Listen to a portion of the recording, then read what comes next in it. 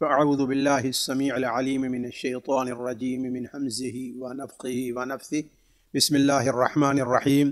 الرحمن علم القرآن خلق الإنسان علمه البيان. الشمس والقمر بحسبان والنجم والشجر يسجدان والسماء رفعها ووضع الميزان ألا تطغوا في الميزان وأقيموا الوزن بالقسط ولا تخسروا الميزان والأرض وضعها للأنام فيها فاكهة والنخل ذات الأكمام والحب ذو العصف الريحان فبأي آلاء ربكما تكذبان. ساتھیو، پیارے بھائیوں اور بہنوں، السلام علیکم ورحمۃ اللہ وبرکاتہ۔ آج ایک ایسی صورت سے درس کا ابتدا ہے، یا ایسی صورت کی تفسیر کی ابتدا ہے جو ہم میں سے ہر چھوٹے بڑے کی زبان پر اس صورت کا نام رہتا ہے، یعنی سورۃ الرحمن۔ اس صورت کی تفسیر سے پہلے کچھ باتیں ضروری عرض کرنی ہے۔ پہلی بات تو یہ ہے کہ اس صورت سے متعلق کوئی بھی ایسی حدیث نہیں ہے جو اس صورت کی فضیلت میں صحیح سند سے مروی ہو۔ اس بارے میں جو حدیثیں بھی بیان کی جاتی ہیں وہ سخت ضعیف ہیں۔ کوئی بھی ایسی حدیث نہیں ہے علماء کے اقول کے مطابق کہ اس کے اوپر اعتماد کیا جا سکے اور اس سے اس کی فضیلت ثابت ہو۔ یہیں سے ہم میں سے ان لوگوں کی غلطیاں سامنے آتی ہیں جو پورے قرآن کو چھوڑ کر کے صرف چند ایسی صورتیں جن کی عموماً کوئی فضیلت وارد نہیں ہے، جیسے سورہ یاسین ہے، سورہ الدخان ہے، سورہ الرحمن ہے، اس قسم کی 5 سورہ 4 صورتیں ایسی صورتیں اس کو الگ سے چھاپ دیتے ہیں اور لوگ اسی پر اعتماد کرتے ہیں اور قرآن مجید کو چھوڑے ہوئے ہیں۔ یہ چیز میں سمجھتا ہوں کہ قطعاً غیر مناسب ہے، اور اگر یہ کہا جائے کہ ایسا کرنا اور صرف اسی پر اعتماد کرنا، پورے قرآن کو چھوڑ دینا، اگر یہ کہا جائے یہ چیز ناجائز ہے تو شاید بیجا نہ ہو۔ پہلی بات تو یہ ہے۔ دوسری بات یہ ہے کہ یہ صورت جو آپ کے سامنے بیان کی جا رہی ہے اس کے اندر کئی خصوصیات پائی جاتی ہیں۔ ایک خصوصیت جو سب سے پہلی خصوصیت ہے وہ یہ ہے کہ یہ صورت اللہ تبارک و تعالیٰ کے ایک ایسے نام سے شروع ہو رہی ہے جس کا اطلاق صرف اور صرف اللہ تعالیٰ پر ہوتا ہے، کسی اور پر نہیں ہوتا، اور وہ ہے لفظ الرحمن۔ لفظ الرحمن ایک ایسا لفظ ہے اللہ تعالیٰ کے ناموں میں سے کہ جس کا اطلاق صرف اور صرف اللہ تعالیٰ پر ہوتا ہے، غیر اللہ پر اس کا اطلاق نہیں ہوتا۔ اسی طریقے سے اس صورت کی خصوصیت یہ ہے کہ اس صورت کے اندر اللہ تبارک و تعالیٰ نے بالکل صریح طور پر جنوں کو بھی اپنے احکام کا مکلف قرار دیا گیا ہے۔ دوسری جگہ پر اشارہ ملتا ہے وما خلقت الجن والانس الا یعبدون یا معشر الجن والانس ان استطعتم یا معشر الجن والانس، لیکن یہاں پر ہو کہ فبأي آلاء ربكما تكذبان، اے جن اور انس تم اللہ کے کن نعمتوں کو جھٹلاؤ گے۔ اس طریقے سے یہ وحید صورت ہے جس کے اندر اس کا ذکر پایا جاتا ہے۔ اسی طریقے سے اس صورت کی ایک خصوصیت یہ ہے کہ اس صورت کے اندر فبأي آلاء ربكما تكذبان، یعنی تم اللہ تبارک و تعالیٰ کی نعمتوں کو، اللہ تبارک و تعالیٰ کی نشانیاں آیات کو کب تک جھٹلاتے رہو گے، بجائے اس کے اس کا شکر ادا کرو۔ یہ جو ہے اس صورت کے اندر ایک سے زائد بلکہ یہ کہیے کہ 31 بار اس کا یہ لفظ وارد ہے، جیسا کہ آگے آپ آ رہے ہیں، اور اس سے متعلق بات جو احکام ہیں وہ آئندہ آگے آئیں گے۔ تو کہنے کا مطلب ہے کہ یہ صورت بڑی خصوصیت کی حامل ہے۔ اسی طریقے سے اس صورت کے اندر آپ نظم لفظ کا جو پایا جائے ہے وہ ایک عجیب قسم کی اس میں جو ہے خوبصورتی اور چاشنی ہے، اور شاید یہی وجہ ہے کہ بعض جو لوگ ہیں انہوں نے ایک ایسی حدیث بنا لی کہ ہر چیز کا ایک عروس ہوتا ہے، یعنی دولہا دلہن، اور قرآن کا عروس کیا ہے؟ الرحمن ہے۔ چونکہ اس کے پڑھتے جائیے تو ایسا لگتا ہے کہ اس میں ایک قسم کی چاشنی ہے اور سننے میں بڑی بہترین سی لگتی ہے۔ تو یہ صورت بڑی خصوصیت کی اس ناحیے سے حامل ہے، اگرچہ اس کی فضیلت میں کوئی خاص حدیث وارد نہیں ہے، لیکن یہی کیا کم ہے کہ اللہ تبارک و تعالی نے اس صورت کو قرآن مجید کا ایک حصہ قرار دیا ہے، اور قرآن مجید کی فضیلت کا انکار کون کر سکتا ہے۔ تو اسی طریقے سے یہ بات یہاں پر اور ذہن میں رکھ لینی چاہیے کہ اس صورت کے اندر جو اللہ تبارک و تعالی نے 31 بار فبأي آلاء ربكما تكذبان اس کا ذکر کیا ہے، اس کے حکمت جو ہے علماء نے بعض ذکر کی ہے کہ 31 بار آیا ہے، 7 بار تو اللہ تبارک و تعالیٰ کی نعمتوں اور قدرتوں کے بیان میں آیا ہے، اور 8 بار اور 7 بار جو شخص اللہ کی ان نعمتوں کی قدر نہ کرے، اللہ کی نعمتوں کی قدر نہ کرے، ان کو اللہ تبارک و تعالیٰ کی طرف سے کن عذاب کا اور کن دھمکیوں کا سامنا ہے اس میں ذکر آیا ہوا ہے۔ اس کے بعد 8 بار اور پھر 8 بار، 8 بار اور پھر 8 بار یعنی 16 بار اہل جنت کے جو دو قسمیں ہیں، ایک السابقون ہیں اور دوسرے اصحاب الیمین ہیں، ان کے لیے جو اللہ تعالیٰ جنتوں میں نعمتیں رکھی ہیں ان کے ذکر کے بیان میں اللہ تبارک تعالیٰ نے ذکر کیا ہے، اس طریقے سے 31 بار آیا ہے۔ تو ہم یہ کہہ سکتے ہیں کہ اللہ تبارک و تعالیٰ نے اس آیت کو جو بار بار بیان کیا ہے وہ اسی لیے بیان کیا ہے کہ اللہ تبارک و تعالیٰ کی نعمتوں کی قدر کرنا چاہیے، ورنہ اللہ تبارک و تعالیٰ کی نعمتوں کی اگر کوئی قدر نہیں کرتا ہے تو اللہ تبارک و تعالیٰ اسے عذاب میں داخل کرے گا، اور جو اللہ تعالیٰ کی نعمتوں کی قدر کرے گا اللہ تعالیٰ اسے اپنی نعمتوں سے نوازے گا، اور جس شخص کے اندر ان نعمتوں کی قدر جتنی زیادہ ہوگی اللہ تعالیٰ کے نزدیک اسے اتنا ہی اونچا مقام ملنے والا ہے۔ یہ چند باتیں تو تھیں اس سورت کے مقدمے کے طور پر۔ یہیں پر ایک بات اور ذکر کر دوں کہ یہ سورت قرآن مجید کی ان سورتوں میں سے ہے جس کے بارے میں علماء کا اختلاف ہے کہ آیا مکی ہے یا مدنی ہے، جبکہ اصل راجح قول یہی ہے کہ یہ سورت جو ہے وہ مکی ہے، یہ سورت مکی ہے، اس کا اسلوب اور اس کی دعوت جو ہے وہ مکی سورتوں کے طریقے سے ہے، اور اس کی واضح دلیل یہ بھی ہے کہ شاید سنن ترمذی کے اندر ہے کہ نبی کریم صلی اللہ علیہ وسلم نے ایک بار صحابہ کرام کے سامنے یہ سورت تلاوت فرمائی، اور بار بار آپ صلی اللہ علیہ وسلم فبأي آلاء ربكما تكذبان کی تلاوت کی، تو آخر میں آپ نے کہا کہ اس سورت کی تلاوت ہم نے جنوں کے سامنے بھی کی تھی، تو جن تم سے اس آیت کا جواب دینے میں تم سے بہتر ثابت ہوئے۔ تو صحابہ نے کہا کہ انہوں نے کیا جواب دیا؟ تو کہا جب ان کے سامنے یہ آیت آتی فَبِأَيِّ آلَاءِ رَبِّكُمَا تُكَذِّبَانِ تو وہ کہہ اڑتے لَا بِشَيْءٍ مِّن نِّعَمِكَ رَبَّنَا نُكَذِّبُ فَلَكَ الْحَمْدُ، لَا بِشَيْءٍ مِّن نِّعَمِكَ نُكَذِّبُ رَبَّنَا فَلَكَ الْحَمْدُ، لَا بِشَيْءٍ مِّن نِّعَمِكَ رَبَّنَا نُكَذِّبُ فَلَكَ الْحَمْدُ۔ تو یہیں سے یہ معلوم یہ ہوا کہ یہ آیت اگر کوئی بندہ پڑھتا ہے یا اگر کوئی کہیں سے سنتا ہے اور اسے موقع ملتا ہے تو اس وقت اللہ تبارک و تعالیٰ سے یہ کہنا چاہیے کہ لا بشیء من نعمک ربنا، اے میرے رب تیری نعمتوں میں سے کسی بھی چیز کا ہم انکار نہیں کرتے ہیں، فلک الحمد، ہر قسم کی حمد اور تعریف تیرے لیے ہے۔ تو اس سے بھی معلوم ہوتا ہے کہ یہ سورت مکی ہے، اور اس کی دلیل وہ حدیث بھی ہے جو سیرت کی کتابوں میں بکثرت منقول ہے، اور تمام سیرت کے نگاروں نے لکھا ہے کہ قرآن مجید کا اظہار اہل مکہ کے سامنے جن لوگوں نے کیا ان میں سے ایک حضرت عبداللہ بن مسعود رضی اللہ تعالیٰ عنہ بھی ہے۔ چونکہ حضرت عبداللہ بن مسعود رضی اللہ تعالیٰ عنہ اجتماعی طور پر مکے میں اہمیت نہیں رکھتے تھے بلکہ بکری کے چرواہے تھے، لیکن اللہ تعالیٰ کے رسول نے ان کی تعریف کی اور کہا انکا غلام معلم، آپ تم جو ہو ایک بڑے اچھے لڑکے ہو، بلکہ آپ صلی اللہ علیہ وسلم نے اپنے زبان مبارک سے انہیں 70 سورتیں سکھلائی ہیں حضرت عبداللہ مسعود کو۔ تو حضرت عبداللہ مسعود بیان کرتے ہیں کہ ہم سارے کے لوگ ایک بار حرم میں بیٹھے ہوئے تھے، تو ہم میں سے کس نے کہا کہ ایک کفار کی جماعت کے سامنے یہ قرآن جس سے وہ نفرت کرتے ہیں، جسے وہ سننا نہیں چاہتے ہیں، کون جا کر کے انہیں سنائے گا؟ تو حضرت عبداللہ مسعود کہتے ہیں میں جاتا ہوں۔ لوگوں نے منع کیا کہ اجتماعی طور پر تمہیں کوئی اہمیت حاصل نہیں ہے، لہذا اگر تمہارے اوپر ان لوگوں نے حملہ کیا تو تمہاری طرف سے دفاع کرنے والا کوئی نہیں ہوگا، کوئی ایسا شخص جائے جس کے خاندان والے اور ان کے اعزاء اور اقارب جو اس کی طرف سے دفاع کر سکے۔ لیکن حضرت عبداللہ مسعود نے کہا کہ نہیں میں جاتا ہوں۔ چنانچہ صبح کو دوسرے دن صبح کے وقت جب مکہ کے بڑے بڑے جو چودھری حضرات تھے وہ آ کر کے دارالندوہ کے پاس بیٹھے، تو حضرت عبداللہ مسعود وہاں جا کر کھڑے ہو کے سورۃ الرحمن کی تلاوت کرنے لگے۔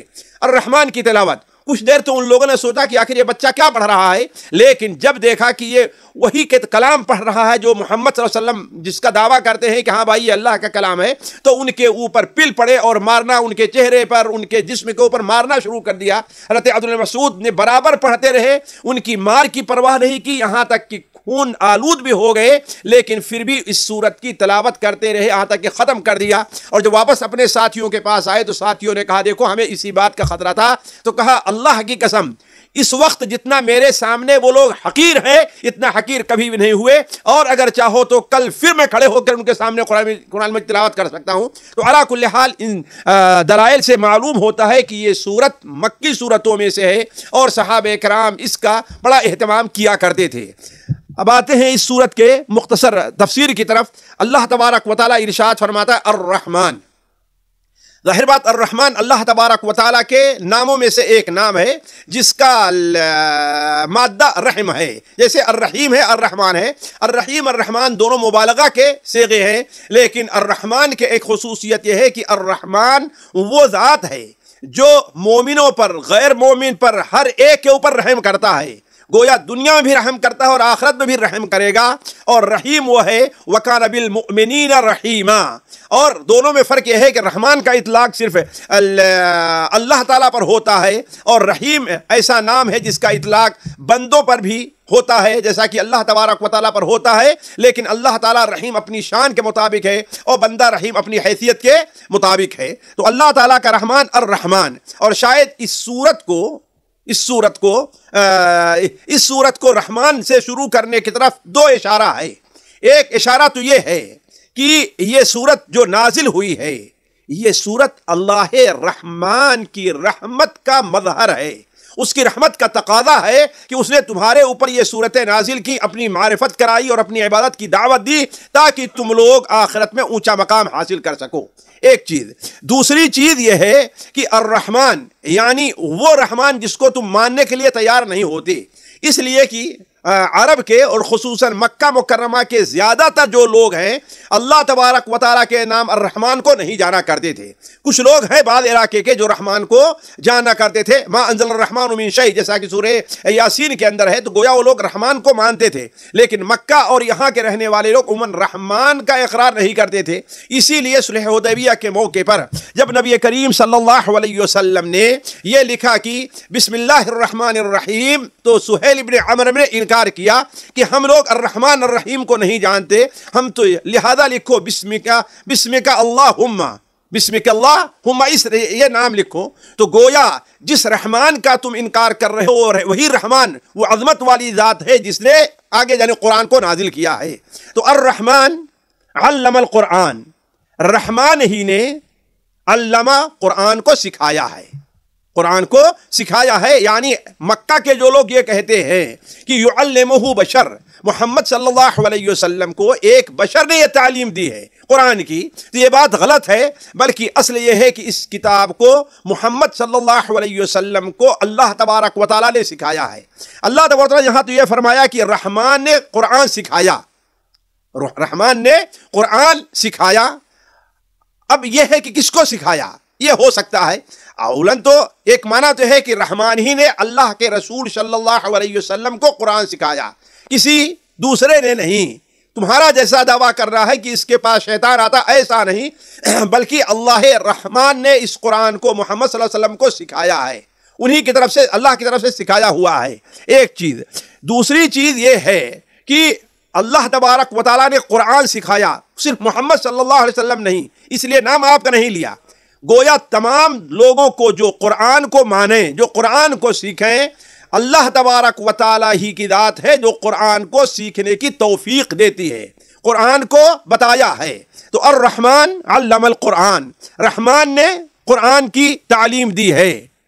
خلق الانسان، یہ اس اللہ تعالیٰ کی ایک صفت بیان ہوئی ہے کہ علم القرآن، قرآن مجید کو اس نے سکھلایا، نازل کیا، اور صرف نازل نہیں کیا ہے بلکہ قرآن مجید کو سکھلایا ہے۔ جیسا کہ معلوم ہے کہ اللہ کے رسول صلی اللہ علیہ وسلم پہلی جو آیت نازل، پہلی سورت جو نازل ہوئی ہے وہ یہی ہے، اقرأ بسم ربک الذی خلق، خلق الانسان من علق۔ اسی لیے بعض علماء کہتے ہیں یہاں پر قرآن مصدر ہے، یعنی رحمان نے پڑھنا سکھایا ہے، رحمان نے پڑھنا سکھایا۔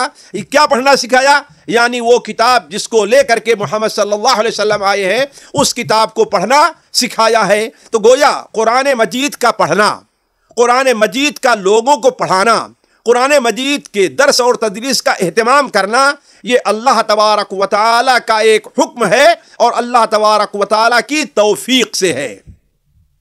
اس کے بعد اللہ تبارک و تعالیٰ نے اپنی اور مزید ایک نعمت کا ذکر کیا کہ خلق الانسان، اللہ تبارک و تعالیٰ نے انسان کو پیدا کیا.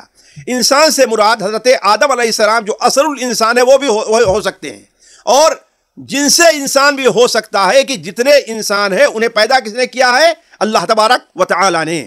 تو خلق الانسان, اللہ رحمان نے قرآن کو سکھایا اور انسان کو پیدا کیا. حالانکہ ہونا یہ چاہیے تھا کہ انسان کو پیدا کیا اور اسے قرآن سکھایا, لیکن چونکہ قرآن کا نازل کرنا اور قرآن کا سکھانا ایک بڑی اہم نعمت ہے, انسان کی پیدائش سے بڑی نعمت کیا ہے؟ وہ قرآن کا سیکھنا اور سکھانا ہے. اس لیے اللہ تبارک و تعالیٰ نے اسے مقدم رکھا ہے. کیوں؟ اس لیے کہ جس انسان کو قرآن اور قرآن کی تعلیم نہ ملے وہ انسان گویا اس دنیا میں اس کا آنا بیکار اور کسی کام کا نہیں ہے. تو علی کل حال الرحمن علم القرآن, رحمان نے قرآن سکھایا. خلق الانسان, انسان کو پیدا کیا, یعنی گویا کہ اللہ تعالیٰ کی نعمت ایک دوسری کیا ہے؟ انسان کی پیدائش ہے. علمہ البیان, اور انسان کو صرف پیدا کر کے بیکار نہیں چھوڑ دیا ہے بلکہ علمہ, اسے سکھایا. کیا؟ انسان کو سکھایا. کیا سکھایا؟ البیان, بیان سکھایا. بیان سے مراد متعدد چیزیں ہیں, علماء نے لی ہیں اور ساری مراد ہو سکتی ہیں. بیان سے ایک مراد یہ ہے کہ اسے بولنا سکھایا, اس لیے کہ بولنا گویائی اللہ تبارک و تعالیٰ کی نعمت ہے. ایک بچہ ہے, عرب کے اندر پیدا ہوا, وہ پیدا ہو کر کے جیسے ہی بڑا ہوتا ہے بولنا شروع کرتا ہے. وہ عربی زبان بولتا ہے, جس عربی زبان کو سیکھنے اور بولنے کے لیے عجمیوں کو کتنی تکلیف اٹھانی پڑتی ہے.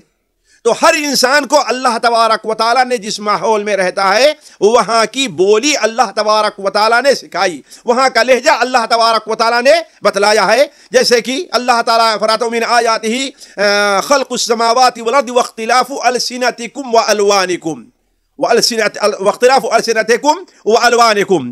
دوسرا معنی بیان کا یہ ہے کہ اللہ تبارک و تعالی نے اسے بیان سکھلایا, یعنی جو کتاب اللہ تبارک و تعالی نے جس طریقے سے کتاب کا سکھانا اللہ تعالیٰ کی, قرآن کا سکھانا اللہ کی نعمت ہے, جیسے انسان کا پیدا کرنا اللہ کی نعمت ہے, اسی طریقے سے اللہ تبارک و تعالیٰ کو انسان نے جو پیدا کیا ہے اور جو کتاب سکھائی ہے, اس کتاب کو عام کرنے, اس کتاب کو لوگوں تک پہنچانے کے لیے اللہ تبارک و تعالیٰ نے انسان کو بیان کرنا سکھایا ہے کہ انسان اس کی تعلیم دیتا ہے, انسان اس کی تبلیغ کرتا ہے, انسان اسے لکھ کر کے لوگوں تک بیان کرتا ہے, انسان اپنی زبان سے بیان کرتا ہے, یعنی جس طریقے سے بھی ہو. اس لیے کہ اللہ تبارک و تعالیٰ کی ایک نعمت کیا ہے؟ لکھنا پڑھنا, یعنی جس کے ذریعے بھی بیان ہو سکے, حتیٰ کہ اشارہ کی زبان بھی اس کے اندر داخل ہو جائے گی, جس کے ذریعے سے اللہ تبارک و تعالیٰ کی کتاب کو انسان دوسروں تک پہنچائے. تو علی کل حال بعض علماء نے کہا البیان سے مراد حلال اور حرام ہے, اس لیے کہ حلال اور حرام کی تعلیم کے بعد ہی انسان بنتا ہے. اگر حلال اور حرام کی تمیز نہ ہو تو انسان کے اندر اور حیوان میں کوئی فرق نہیں ہے. تو کہنے کا مطلب بیان میں یہ ساری چیزیں بھی داخل ہو سکتی تھیں. یہاں یہ بات واضح کر دیں کہ بعض گمراہ فرقے جو منہج سلف سے اور صراط مستقیم سے ہٹے ہوئے ہیں, انہوں نے ان آیات کی عجیب و غریب تفسیر کی ہے. وہ یہ کہتے ہیں کہ الرحمن ہے, اس نے علم القرآن, قرآن کو سکھایا. کس کو سکھایا؟ محمد صلی اللہ علیہ وسلم کو. محمد صلی اللہ علیہ وسلم نے قرآن کی تعلیم دی اور پڑھ کر کے سکھایا ہے. البتہ قرآن مجید کی تفسیر کرنے کے لیے اللہ تعالیٰ نے خلق الانسان, ایک انسان کو پیدا کیا, اور اس سے مراد محمد جون پوری کو لیتے ہیں, جس نے تقریباً 11ویں 12ویں صدی ہجری کے اندر اس شخص نے مہدویت کا دعویٰ کیا تھا اور کہا کہ ہم مہدی ہیں, ہمیں اللہ تعالیٰ نے بھیجا ہے اور ہمیں اللہ تعالیٰ نے قرآن مجید کی تفسیر کا حق دیا ہے اور تفسیر کا علم دیا ہے, اور جو تفسیر میری طرف سے نہیں وہ تفسیر مقبول نہیں ہوگی. تو علمہ البیان سے مراد وہ لیتے ہیں کہ خلق الانسان یعنی محمد جون پوری کو اللہ نے پیدا کیا, وعلمہ البیان, اور اسے بیان یعنی قرآن مجید کی تفسیر سکھلائی, جبکہ دنیا کے کسی بھی مفسر نے یہ تفسیر نہیں کی ہے اور نہ ہی اسلوب قرآن سے یہ مناسبت رکھتی ہے.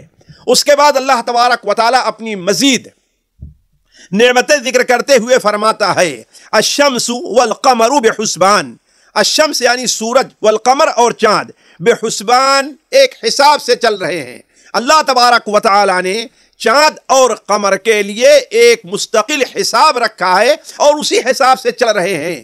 چاند، چونکہ چاند سے بندوں کی بعض عبادات منسلک ہوتی ہیں اور سورج سے بعض عبادات منسلک ہوتی ہیں، اس لیے خصوصی طور پر اللہ تبارک و تعالیٰ نے کواکب میں سے انہی دونوں کا ذکر فرمایا ہے۔ اور آگے جیسے دیکھا جائے گا کہ ہاں اللہ تعالیٰ نے زمین وغیرہ کا ذکر فرمایا، لیکن وہ بعد میں اس کا ذکر آتا ہے۔ لیکن چونکہ جہاں تک نماز کا تعلق ہے، وہ نماز جو ہے وہ سورج سے منسلک ہے۔ اسی طریقے سے ہفتے کی آمد ہے، دنوں کی آمد ہے، سال اور مہینے، یہ کس سے ہمیں سال کیسے نہیں، وقت کا معلوم کرنا کس سے ہوتا ہے؟ سورج سے ہوا کرتا ہے۔ مواسم کی معلومات کس سے ہے؟ سورج سے ہوا کرتی ہے۔ تو اس کا ذکر فرمایا، اور چاند کا ذکر اس لیے فرمایا کہ چاند بعض عبادتیں ایسی ہیں جیسے روزہ کا معاملہ ہے، حج کا معاملہ ہے، یہ ایسی عبادت ہے، زکوٰۃ دینے کا معاملہ ہے، یہ ایسی عبادت ہے جن کا تعلق چاند سے ہے۔ بندوں کے لین دینے کا، عورتوں کی عدت کا معاملہ، یہ ساری چیزیں کیا ہیں؟ چاند سے ہے۔ اس لیے خصوصی طور پر ان دونوں کا ذکر فرمایا ہے۔ کیوں؟ اس لیے کہ انسانی زندگی میں ان دونوں سیاروں کا بہت زیادہ دخل ہے۔ تو والشمس والقمر بحسبان، اللہ تبارک و تعالیٰ نے سورج کو اور چاند کو ایک حساب سے رکھا ہے۔ جو حساب اللہ تعالیٰ نے متعین کر دیا ہے آج سے ہزار سال پہلے، لاکھاں سال پہلے، اس حساب کے اندر آج تک کوئی تبدیلی واقع نہیں ہوئی ہے۔ سورج اپنے وقت پر نکلتا ہے، اپنے وقت پر ڈوبتا ہے، اور چاند اپنے وقت پر طلوع ہوتا ہے اور اپنے وقت پر غروب ہوتا ہے۔ یہ اللہ تبارک و تعالیٰ کا حساب ہے، جیسا کہ دوسری جگہ فرمایا ذالک تقدیر العزیز العلیم۔ تو والشمس والقمر بحسبان والنجم والشجر یسجدان، اور تارے اور درخت دونوں سجدہ کرتے ہیں۔ تارے اور درخت دونوں سجدہ کرتے ہیں، کس کو؟ اللہ تبارک و تعالیٰ کو۔ یہ بھی ایک قسم کی اللہ تبارک و تعالیٰ پر نعمت ہے۔ کیوں؟ درخت بھی اللہ تعالیٰ کی نعمت ہے۔ اور النجم کا دو معنی علماء نے بیان کیا ہے۔ ایک معنی تو یہ بیان کیا ہے جو قرآن کے اندر کئی جگہ وارد ہے کہ نجم سے مراد یہ تارے اور ستارے ہیں، یہ ستارے ہیں۔ کیوں؟ اس لیے کہ اللہ تعالیٰ نے قرآن مجید میں کئی جگہ بیان کیا ہے۔ الم تر یسجد من فی السماوات والارض، سورہ الحج کے اندر اللہ تبارک و تعالیٰ نے بیان کیا ہے کہ والشمس والقمر والجبال والدواب والنجوم مسخرات والنجوم نعوذ باللہ من ذالک، علی کل حال وہاں پر جو ہے یعنی چاند، سورج، جبال، پار، درخت اور جو ہے یہ تارے سارے کے سارے اللہ تعالیٰ کو سجدہ کرتے ہیں۔ تو بظاہر قرآن مجید میں جہاں کہیں بھی نجم استعمال ہوا ہے اس سے مراد تارے ہی ہیں۔ لہذا یہاں بھی چونکہ اللہ تعالیٰ نے سورج کا ذکر کیا ہے اور چاند کا ذکر کیا ہے، اس لیے اللہ تعالیٰ نے تاروں کا بھی ذکر کیا۔ اور بعض علماء کہتے ہیں یہاں نجم سے مراد، نجم کہتے ہیں ان پودوں کو جن کی ساخ یعنی پلی جو یعنی اپنے پر کھڑے نہیں ہوتے ہیں، وہ زمین کے اوپر پھیلتے ہیں یا ٹٹیوں کے اوپر وہ لگائے جاتے ہیں، جیسے ککڑیاں ہیں اور انگور وغیرہ کی بیلیں ہیں، تو ان کو نجم کہا جاتا ہے۔ یا عام طور پر جو گھاس وغیرہ ہوا کرتی ہیں تو مناسبت اس کی کیا ہے؟ چونکہ شجر کا ذکر ہے تو وہ درخت جو پنڈلی والے ہیں یعنی شجر، اور وہ درخت جو پنڈلی والے نہیں ہیں یعنی گھاس اور پودے، وہ بھی اللہ تبارک و تعالیٰ کو سجدہ کرتے ہیں۔ ان کا خصوصی ذکر اس لیے فرمایا ہے کہ اگر ایک ایسا درخت ہے جو اپنے پنڈلی پر کھڑا بھی نہیں ہو سکتا ہے، وہ اللہ تبارک و تعالیٰ کو سجدہ کر رہا ہے، تو انسان تو اس بات کا زیادہ حقدار ہے کہ وہ اللہ تبارک و تعالیٰ کو سجدہ کرے۔ تو والنجم والشجر یسجدان والسماء، اور اللہ تبارک و تعالیٰ کی نعمتوں کا ذکر کرتے ہوئے فرمایا اللہ نے والسماء رفعها، اللہ تبارک و تعالیٰ نے آسمان کو بلند کیا ہے۔ آسمان کو بلند کیا، یہ اللہ تبارک و تعالیٰ کی نعمت ہے۔ آسمان ہم سے کتنا بلند ہے، لیکن ہم جانتے ہیں کوئی چیز بلندی پر رہتی ہے تو اس کو تھامنے والی، روکنے والی کوئی چیز ہونی چاہیے، لیکن اللہ تبارک و تعالیٰ نے اس صورت کو بغیر کسی ایسی چیز کے بلند کیا ہے جو اس کو تھامے ہو، یا کم سے کم ہماری نظر میں نہیں ہے، واللہ عالم۔ جیسا کہ اللہ تبارک و تعالیٰ نے بیان کیا ہے کہ بغیر عمد ترونہا، اللہ نے آسمان کو بلند کیا ہے بغیر کسی ایسے کھمبے کے، ستونوں کے کہ اسے دیکھ سکو۔ تو اللہ تبارک و تعالیٰ کی بہت بڑی نعمت اور اس کی قدرت کی بہت بڑی دلیل ہے آسمان کی پیدائش. تو السماء رفعها، اللہ تعالیٰ نے اسے بلند کیا ہے. ووضع المیزان، اور اللہ تبارک و تعالیٰ نے رکھا ہے میزان کو. میزان کا دو معنی ہے. ایک معنی تو میزان کا ہے عدل ہے، یعنی اللہ تبارک و تعالیٰ کی ایک نعمت یہ ہے کہ اللہ تبارک و تعالیٰ نے تمہیں عدل کرنے اور کا حکم دیا ہے، اس لیے کہ اگر عدل نہ پایا جائے کسی معاشرے کے اندر تو وہاں فساد اور تباہی اور لوگوں کے حقوق مارے جاتے ہیں. اس لیے اللہ تبارک و تعالیٰ نے عدل کو بھی نازل کیا ہے، جیسا کہ سورہ حدید میں اللہ تعالیٰ فرماتا ہے وَأَنزَلَ مَعَهُمُ الْكِتَابَ وَالْمِيزَانَ، اللہ تعالیٰ نے جو رسولوں کو بھیجا ہے تو ان کے ساتھ کتاب کو اور میزان کو نازل کیا ہے، یعنی وہ عدل سے کام لیا کریں اور لوگوں کے درمیان کو کہیں کہ تم لوگ عدل و انصاف سے کام لو. دوسرا معنی میزان کا ہے، میزان یعنی وہ آلہ جس سے وزن کیا جاتا ہے، جس سے وزن کیا جاتا ہے. اس لیے کہ آپ دیکھیں گے اس دنیا کے اندر فساد کا ایک بہت بڑا سبب یہ ہے کہ انسان لین دین کے اندر انصاف اور عدل سے کام نہ لے. حتیٰ کہ آپ جانتے ہیں کہ اس دنیا میں بعض ایسی قومیں گزری ہیں جیسے حضرت شعیب علیہ السلام کی قوم، کہ ان کے اوپر اللہ تعالیٰ کا عذاب جن وجوہات پر جن اسباب سے نازل ہوا ہے ان میں سے ایک سبب کیا تھا؟ وہ لوگ ناپ اور تول کے اندر کمی کیا کرتے تھے. اور جیسا کہ آپ صلی اللہ علیہ وسلم کی حدیث سنن الماجہ میں حضرت عبداللہ ابن عمر سے مروی ہے کہ جب کسی قوم کے اندر ناپ اور تول کے اندر کمی عام ہو جایا کرتی ہے تو اللہ تبارک و تعالیٰ ان کے اوپر خشک سالی مسلط کرتا ہے. تو گویا میزان کا پایا جانا، ترازو کا پایا، یعنی گویا اللہ نے کہا میزان کا اعتبار کرو. اللہ تبارک و تعالیٰ نے اگر میزان نازل نہ کیا ہوتا، وزن نہ بنایا ہوتا تو لین دین کے اندر لوگوں کے حقوق ضائع ہو جاتے. تو وضع المیزان، اللہ تبارک و تعالیٰ نے میزان رکھا ہے، لہذا تمہیں چاہیے کہ اللہ تطغوا فی المیزان، تم لوگ وزن کرنے میں زیادتی سے کام نہ لو، حد سے نہ بڑھو کہ لینا ہے تو زیادہ لے لو اور دینا ہے تو کم دو. اور یہ بھی معنی ہو سکتا ہے کہ اللہ تطغوا فی المیزان، عدل سے کام لینے میں تم لوگ زیادتی سے کام نہ لو، حد سے نہ بڑھو، بلکہ عدل کا جیسا حکم اللہ تبارک و تعالیٰ نے دیا ہے ویسے ہی کرو. وَأَقِيمُوا الْوَزْنَ بِالْقِسْطِ، اور وزن کو انصاف سے قائم کرو. وَأَقِيمُوا الْوَزْنَ بِالْقِسْطِ وَلَا تُخْسِرُوا الْمِيزَانَ، اور میزان کے اندر کمی نہ کرو. اللہ تبارک و تعالیٰ نے یہاں پر اس صورت کی خصوصیت یہ بھی ہے کہ اللہ نے لفظ المیزان کو اس صورت کے اندر 3 آیتوں کے اندر اور پہلے آیتوں میں میزان کا ذکر فرمایا ہے. اگر میزان کو وزن کے معنی میں لیتے ہیں تو پہلا میزان سے مراد کیا ہوگا؟ وہ وزن کا آلہ ہوگا.